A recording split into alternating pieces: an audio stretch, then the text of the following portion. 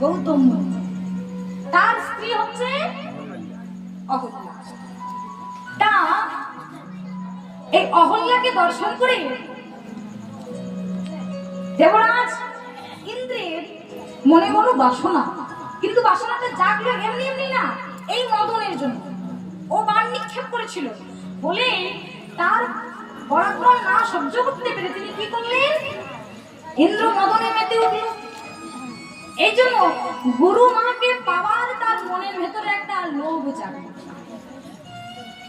যেই না লোভ জেগে গেল, মনে মনে ইন্দ্র চিন্তা করছে, বলে গুরু মাকে তো আর এমনি এমনি পাওয়া যাবে না, তিনি হচ্ছেন গুরু মা, চাইলেই কি আর গুরু মাকে পাওয়া যাবে? পাওয়া যাবে না।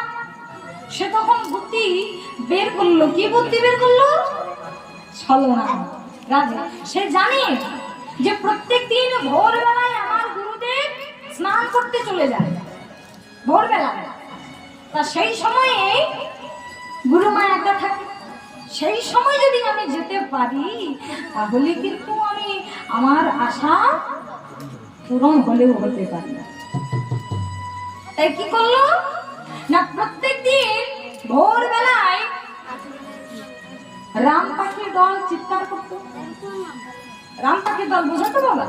হ্যাঁ, মোরগ মোরগ মোরগ ডাকলে, তখনকার দিনে তো না ঘড়ি ছিল না যে ঘড়িতে 4টে বাজে সময় হয়েছে এইবার উঠবো, তা তো নয়। ওই রাম পাখির দল যখন ভোরবেলায় ডাকতো তখন বোঝা যেত ভোর হয়ে গেছে, এবার ঘুম থেকে উঠতে হবে।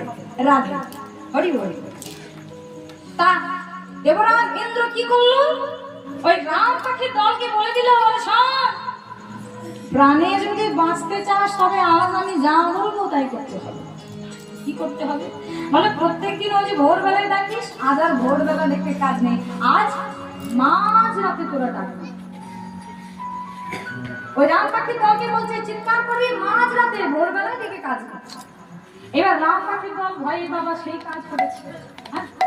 এদিকে গৌতম মুনি এবং তার স্ত্রী সেবা করে শয়নে গেছে।